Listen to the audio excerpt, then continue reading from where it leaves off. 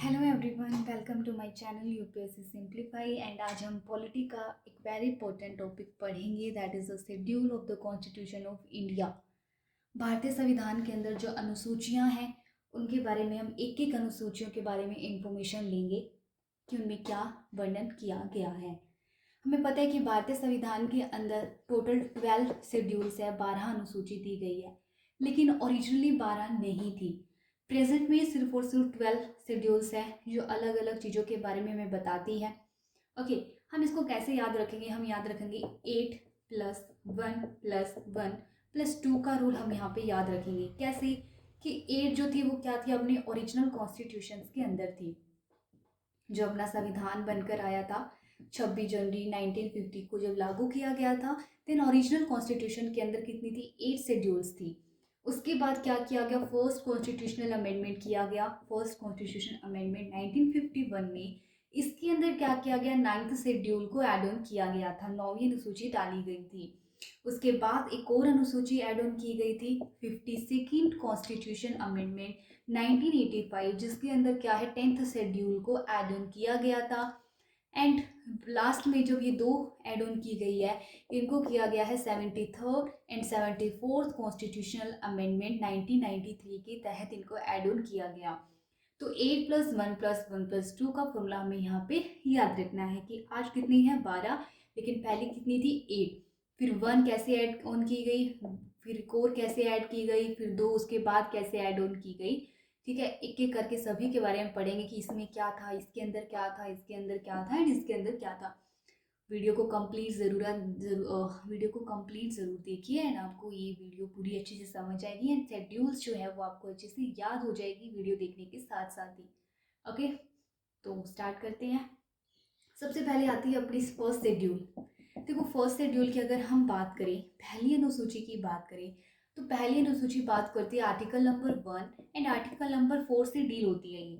ठीक है, सबसे पहले तो हमें पता होना चाहिए कि आर्टिकल 1 क्या है एंड आर्टिकल 4 क्या है, उसके बाद ही हमें पता लगेगा कि पहली अनुसूची में क्या दिया हुआ है। ओके, तो आर्टिकल 1 क्या कहता है? Article 1 says that India, that is Bharat, shall be a union of states. Okay, India के नेचर के बारे में बताया गया है। ओके, कि वो क्या होगा? एक यूनियन ऑफ स्टेट्स होगा। उस यूनियन ऑफ स्टेट्स के अंदर क्या क्या शामिल होगी? जो इंडिया की टेरिटरी है, इंडिया की जो टेरिटरी है वो शामिल होगी। उस टेरिटरी के अंदर क्या क्या शामिल होगा? स्टेट्स शामिल होंगे, उसके अंदर जो यूटीज है, यूनियन टेरिटरीज हैं, वो शामिल होगी, प्लस कुछ ऐसी जो कॉस्ट जो गवर्नमेंट ऑफ इंडिया ने क्या है बाद में एक्वायर करेगी या फिर एक्वायर कर लिए हैं, तो उसको भी हम क्या है इसके अंदर एड ऑन करेंगे। ओके, अब इन सब चीज़ों के नेम्स वगैरह जो है वो किसके अंदर वर्णन किए गए हैं? फर्स्ट शेड्यूल के अंदर, कि जैसे प्रेजेंट में कितने स्टेट्स हैं, कितने यूटीज़ हैं, ठीक है, उनकी कैपिटल्स क्या है, उनके नेम्स क्या हैं, कब कब उनको बनाया गया था, वो सारी चीज़ें अपने को फर्स्ट शेड्यूल के अंदर देखने को मिलती है। एंड आर्टिकल 4 टॉक्स अबाउट, जब हम आर्टिकल 2 एंड आर्टिकल 3 के अंदर जब हम क्या करते हैं? अमेंडमेंट करते हैं, तो उस अमेंडमेंट करने के लिए हमें आर्टिकल 4 का यूज़ करना पड़ता है, राइट? तो इसीलिए वो कहता है, क्योंकि अगर हम अमेंडमेंट करेंगे तो फिर स्टेट्स वगैरह में अमेंड होगा तो फिर फर्स्ट शेड्यूल भी अमेंडमेंट होगी, राइट? जैसे कि अगर हम देखें तो 7th कॉन्स्टिट्यूशनल अमेंडमेंट 1956 के तहत जो है फर्स्ट शेड्यूल को अमेंड किया गया था, बिकॉज हमें पता है कि 1956 के अंदर हमारा क्या है? राज्य पुनर्गठन आयोग बनाया गया था, बिल्कुल, जिसके तहत हमने स्टेट को क्या किया था? रिकॉग्नाइज किया था अलग अलग चीज़ों में, मतलब अलग अलग स्टेट्स के अंदर, राइट? अलग अलग स्टेट्स बनाए थे भाषा के आधार पर एंड बहुत सारी और भी चीज़ें उसके अंदर थी, एडमिनिस्ट्रेशन के आधार पर, इकोनॉमी के बेस के ऊपर। तो फिर क्या करना पड़ा हमें? फर्स्ट शेड्यूल में भी तो अमेंडमेंट करना पड़ा ना, तो बस वही है कि वो article number 1 and article number 4 से क्या करते हैं? डील करते हैं। ओके, जिसके अंदर स्टेट्स के नेम, यूटीज के नेम एंड एनी टेरिटरी जो एक्वायर की जाती है उसके जो है वो शामिल होते हैं फर्स्ट शेड्यूल के अंदर।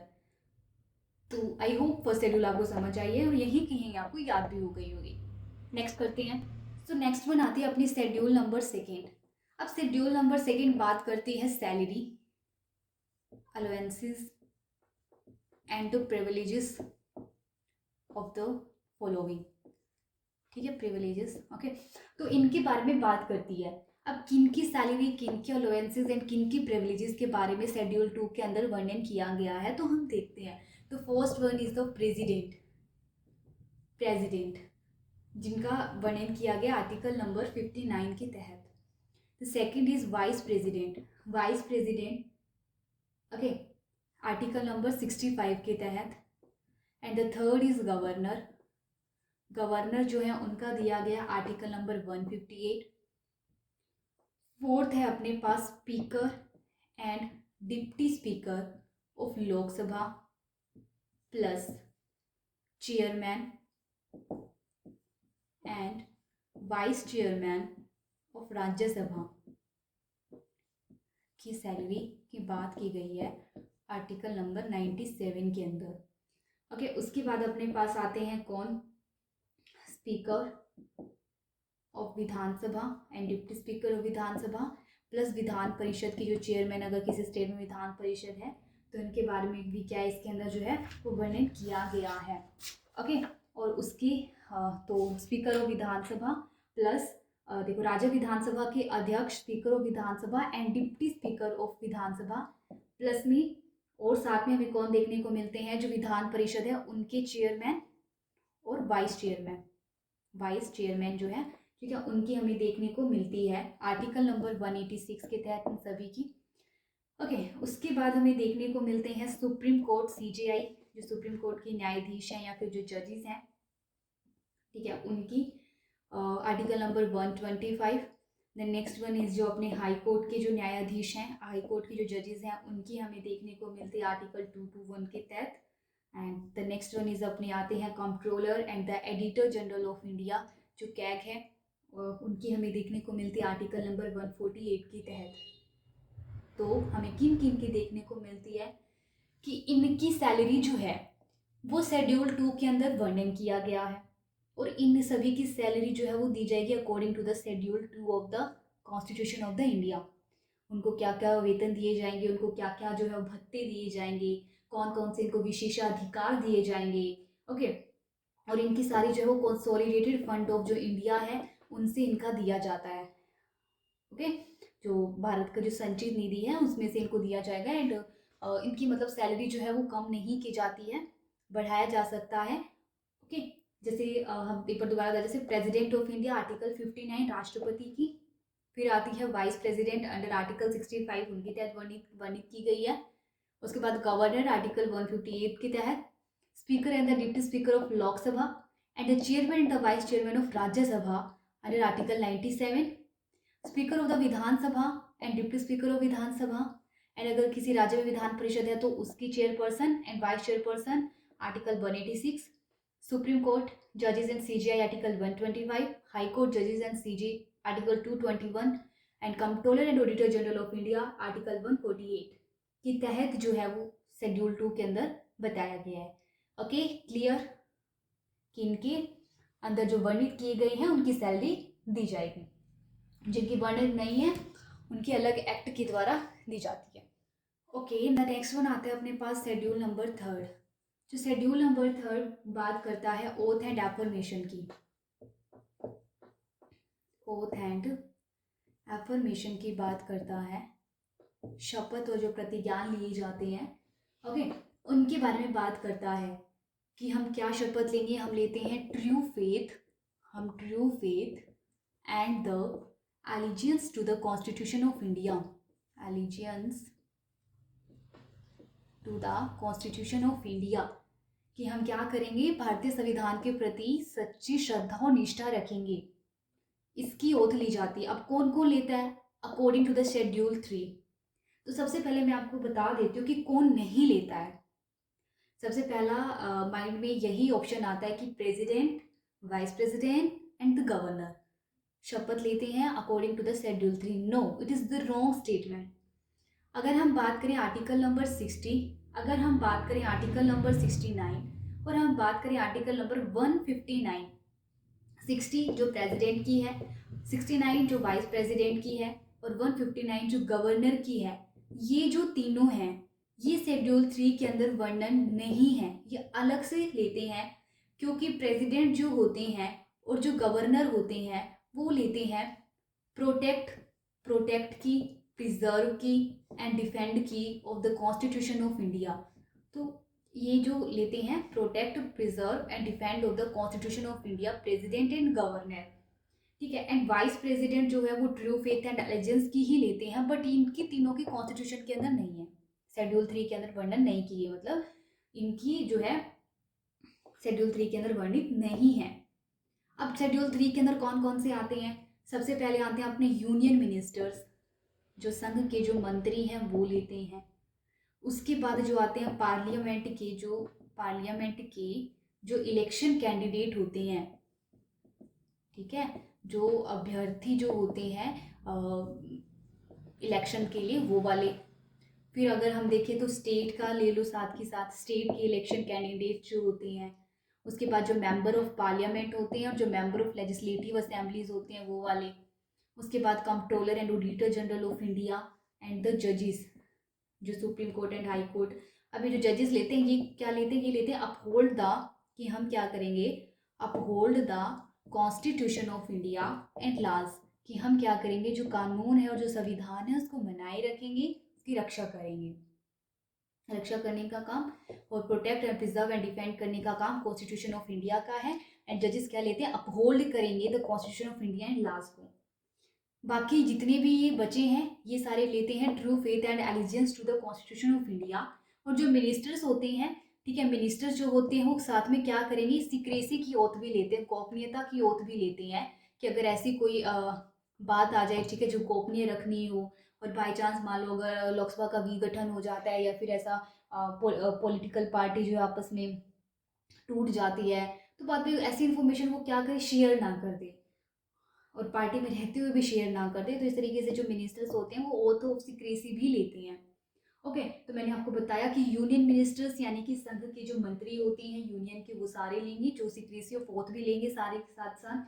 दूसरे होते हैं जो पार्लियामेंट के इलेक्शन कैंडिडेट्स होते हैं, मतलब कि जो संसद की जो निर्वाचन हेतु के जो अभ्यर्थी होते हैं वो वाले। फिर जो स्टेट के लिए जो निर्वाचन हेतु अभ्यर्थी होते हैं वो वाले। फिर member of parliaments and member of legislative assemblies हो गए। उसके बाद अपनी controller and auditor general of India हो गए। And the next one is जो है अपने ये जजेस हो गए। ओके, उच्च न्यायालय वाले और सर्वोच्च न्यायालय वाले जो न्यायाधीश हैं वो लेते हैं। और मैंने आपको बता दिया कि इसके अंदर कौन कौन जो है वो शामिल नहीं है। So don't confuse from it, confuse हमें इससे नहीं होना है। देन इतना क्लियर। उसके बाद आती है अपनी शेड्यूल नंबर 4, अनुसूची नंबर 4।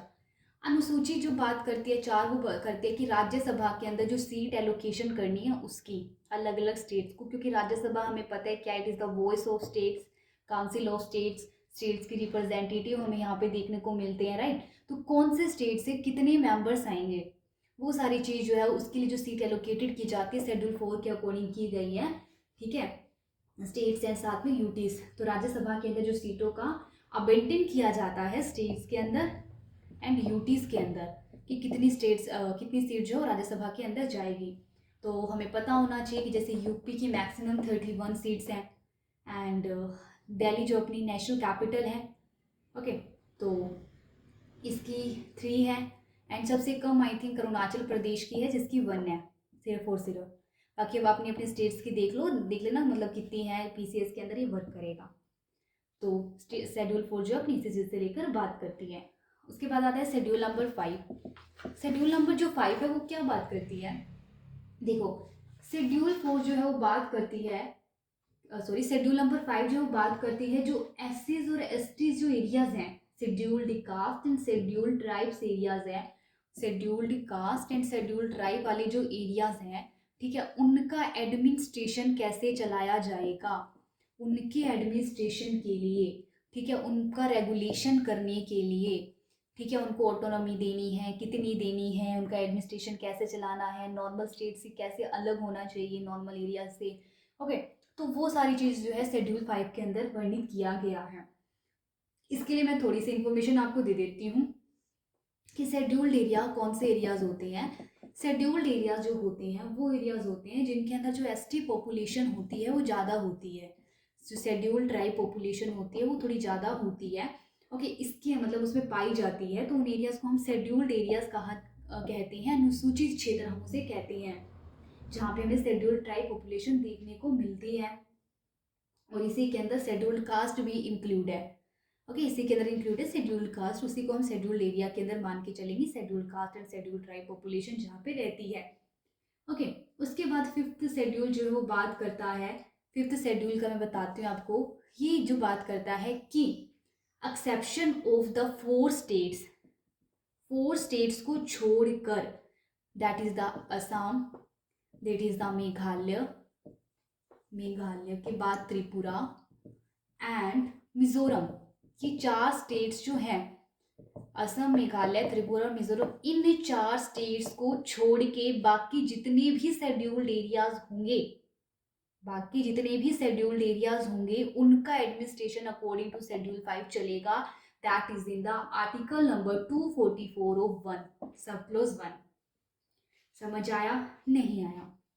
आर्टिकल नंबर 244(1) है, क्या कहता है कि जो चार स्टेट्स हैं, इन चार स्टेट्स को छोड़कर जितने भी अपने पास शेड्यूल्ड एरियाज हैं उनका एडमिनिस्ट्रेशन कैसे चलाया जाएगा, वही वर्णित किया गया शेड्यूल नंबर 5 के अंदर।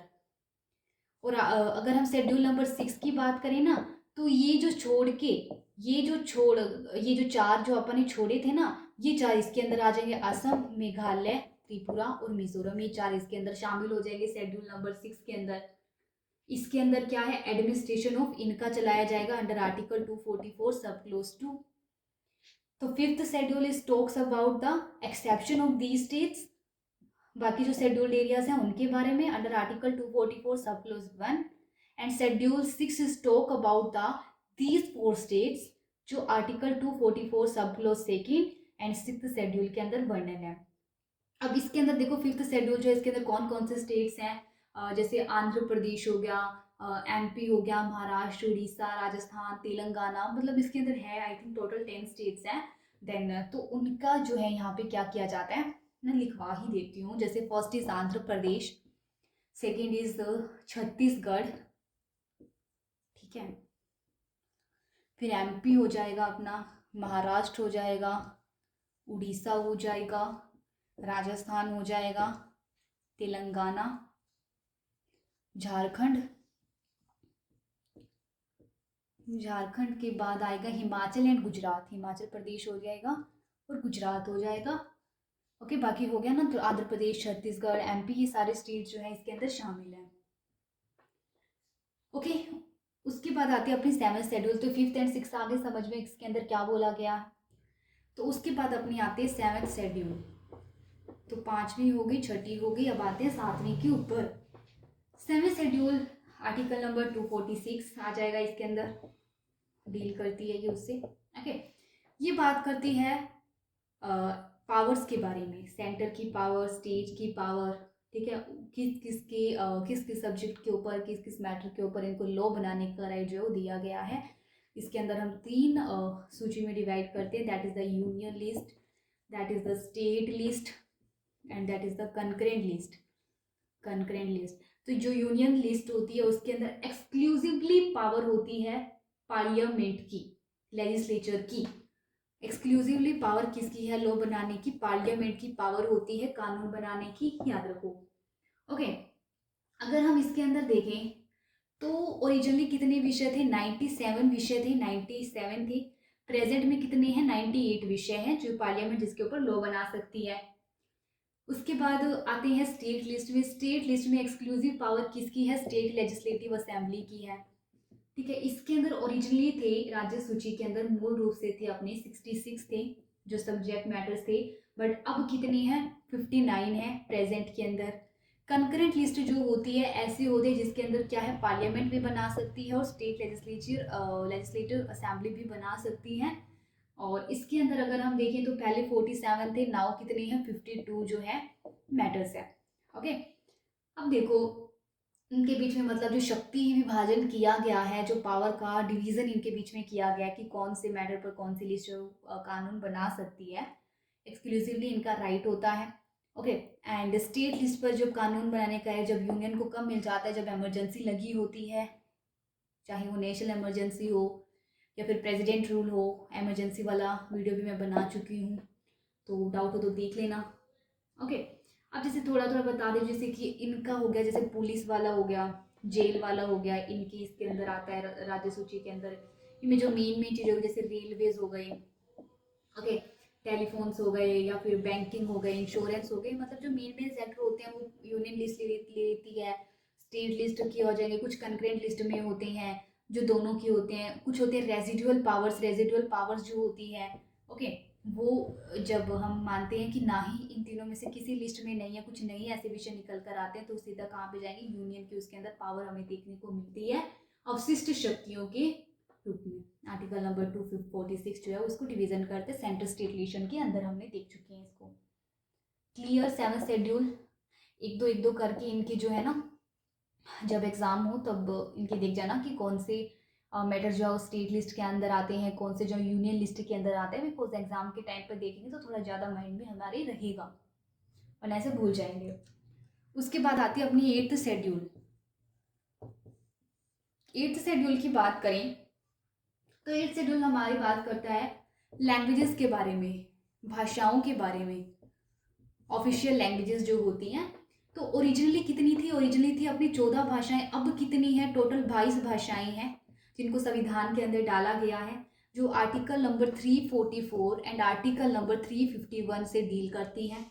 ऑफिशियल लैंग्वेज है, याद रखना, नेशनल लैंग्वेज नहीं है, इंडिया की कोई भी नेशनल लैंग्वेज नहीं है, बट ये सिर्फ ऑफिशियल लैंग्वेज है, औपचारिक भाषा है। ओके, पहले 14 थी, बाद में +8 किया गया अमेंडमेंट्स करके, तो इसको भी हमें याद रखना पड़ेगा कि कौन से अमेंडमेंट के थ्रू जो है वो एड ऑन की गई थी और कौन से जो 22 भाषाएं हैं। वेरी इंपॉर्टेंट है एग्जाम के लिए, एग्जाम जो है यूपीएससी पूछ सकता है, कोई वो नहीं है इसका। तो सबसे पहले अगर हम देखें सिंधी भाषा, सिंधी भाषा को जोड़ा गया था 21st कॉन्स्टिट्यूशन अमेंडमेंट 1967। कब जोड़ा गया था? 21वां संविधान संशोधन 1967 के अंदर सिंधी भाषा को जोड़ा गया था। ओके, सेकंड अगर हम देखें तो अपनी आती है कोंकणी भाषा, उसके बाद आती है अपनी मणिपुरी भाषा, और उसके बाद आती है नेपाली भाषा। इनको एड ऑन किया गया था, इनको किया गया था 71st कॉन्स्टिट्यूशन अमेंडमेंट 1992 के अंदर, 1992 71वां संविधान संशोधन। उसके बाद आती है अपनी बोडो भाषा, बोडो के बाद आती है डोगरी, बोडो के बाद आती है डोगरी, डोगरी के बाद आती है अपनी मैथाली, और मैथाली के बाद आती है संथाली। ये 4 भाषा, तो इनको एड ऑन किया गया था 92nd कॉन्स्टिट्यूशन अमेंडमेंट 2003 के अंदर, है ना।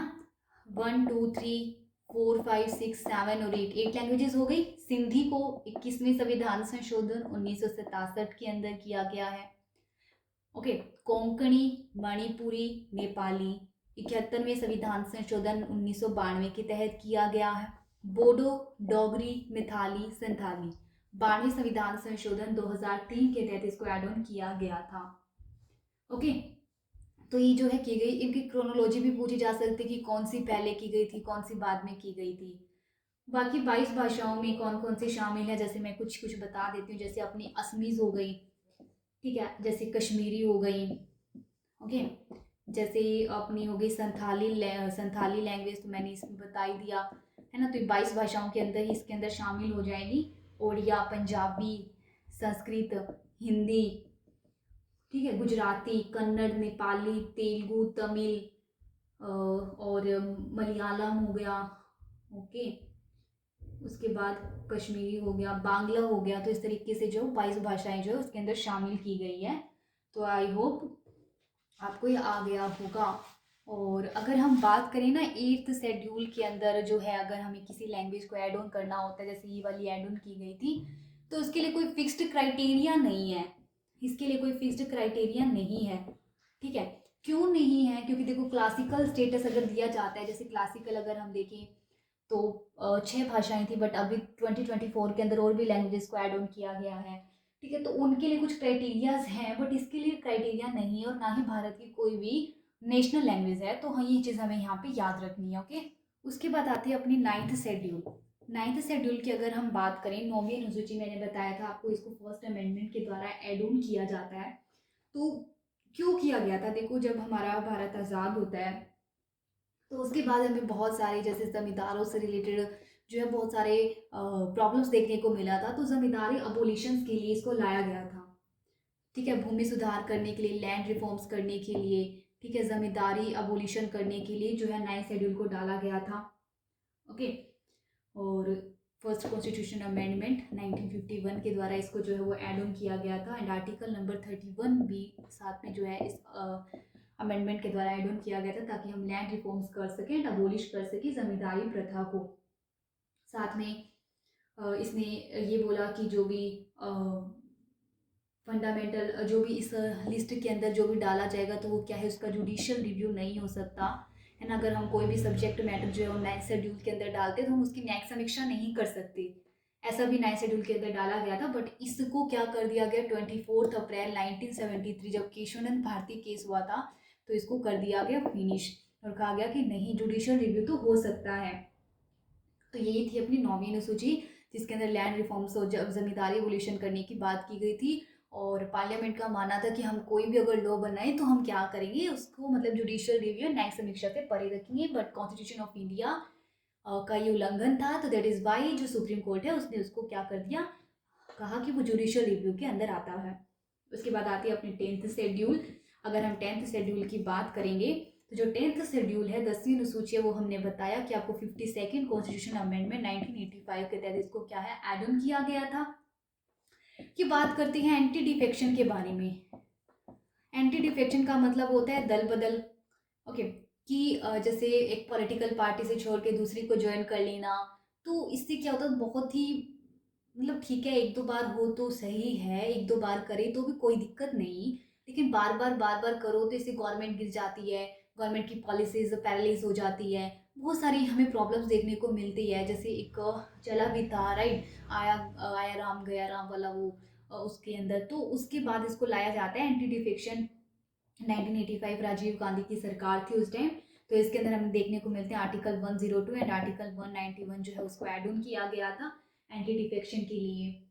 ओके, तो इसको एंटी डिफेक्शन लॉ के रूप में जाना जाता है जब इसको ऐड ऑन किया गया था। और इसने मतलब बहुत सारे बताए कि अगर कोई जैसे इंडिविजुअल अगर चुनकर आया है तो फिर वो पॉलिटिकल पार्टी को ज्वाइन नहीं कर सकता। अगर कोई नॉमिनेटेड है तो 6 मंथ के अंदर ही उसको पॉलिटिकल पार्टी ज्वाइन करनी पड़ेगी, अदरवाइज उनको एंटी डिफेक्शन के थ्रू माना जाएगा। और अगर कोई जानबूझकर पार्टी को छोड़ देता है तो बहुत सारे उसके अंदर क्राइटेरियाज हैं। फिर से मैं एक वीडियो ले लूँगी एंटी डिफेक्शन के ऊपर, मैं आपको बहुत क्लियरली रूप से वो समझा दूंगी। ओके, उसके बाद आते हैं अपने पास आर्टिकल शेड्यूल नंबर 11 एंड 12। जो 11वीं एंड 12वीं अनुसूची जोड़ी जाती है वो 73rd एंड 74th की 73rd के थ्रू 74th कॉन्स्टिट्यूशन अमेंडमेंट 1993 के तहत जो क्या है इनको ऐड ऑन किया गया था। जो 11वीं अनुसूची है वो बात करती है पंचायती राज इंस्टीट्यूशंस के बारे में। ये क्या है, पंचायती राज इंस्टीट्यूशंस के बारे में बात करती है, उनकी पावर्स के बारे में, उनकी जो भी मैटर्स हैं जिनके ऊपर वो कानून बना सकते हैं, उनके ऊपर जो वो किस किस पर वो वर्क कर सकते हैं। जैसे इसके अंदर 29 विषय दिए गए हैं ना पीआरआईज के लिए, और इनको कितने दिए गए हैं, इनको दिए गए हैं 18 विषय, 18 सब्जेक्ट मैटर जो है वो इनको दिए गए हैं राइट।